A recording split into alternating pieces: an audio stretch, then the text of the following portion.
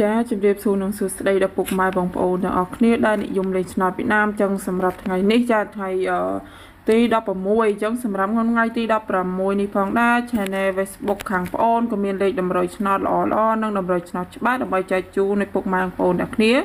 យកទៅលេង free ផងដែរហើយលេខបងប្អូនឲ្យលេខតូចចាបងប្អូនឲ្យលេខ3គ្រាប់សម្រាប់ពីធំវិញបងប្អូនឲ្យ2គ្រាប់ចាលេខ A B C D លេខម៉ោង6និងម៉ោង4:30នាទីចាអញ្ចឹងសម្រាប់ពុកម៉ែបងប្អូនដែលស្រឡាញ់ឬក៏ចូលចិត្តពុកម៉ែបងប្អូនអាចកត់យកទៅសងសំណាងបានហើយសម្រាប់ពុកម៉ែបងប្អូនដែលចូលមើលទូ Facebook បងប្អូនហើយឬក៏ YouTube បងប្អូនពុកម៉ែបងប្អូនគ្រាន់តែជួយចុច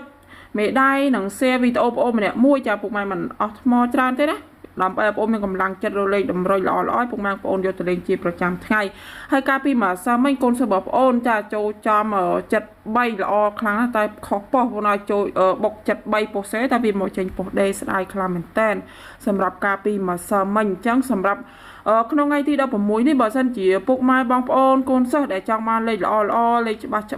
ចាបុកត្រឹមតែមួយគ្រាប់លេង2ប៉ុស្តិ៍ BC ឬក៏2គ្រាប់លេង1ប៉ុស្តិ៍ B ឬក៏ប៉ុស្តិ៍ C អញ្ចឹងទៅពុកម៉ែបងប្អូនអាចទាក់ទងមកខាងតាកំប៉ោងបានសម្រាប់តាកំប៉ោងខាងបងប្អូនថ្ងៃនេះចាថ្ងៃទី16នេះក៏មានលេខតម្រុយល្អឬក៏តម្រុយច្បាស់ដើម្បីជួយពុកម៉ែបងប្អូនយកទៅលេងផងដែរសម្រាប់ពុកម៉ែបងប្អូនដែលចង់បានលេខបុកល្អលេខបុកច្បាស់ក្នុងថ្ងៃទី16នេះពុកម៉ែបងប្អូនអាចទាក់ទងមកតាកំប៉ោងឆ្នោតយួនបានណាគ្រាន់តែពុកម៉ែបងប្អូនវាយតាកំប៉ោងឆ្នោតយួនទៅនឹងឃើញ account Facebook បងប្អូនដែលនឹងមានលេខទូរស័ព្ទបងប្អូនមួយខ្សែ0963431197បែបហ្នឹងហើយអញ្ចឹងពុកម៉ែបងប្អូនអាចឆាតឬក៏អាចទាក់ទងមកខាង Facebook ក៏បានឬក៏ខលតាមលេខក៏បានដែរអញ្ចឹងសម្រាប់ក្នុងថ្ងៃទី16នេះចាបងប្អូនមានលេខបុកមួយគ្រាប់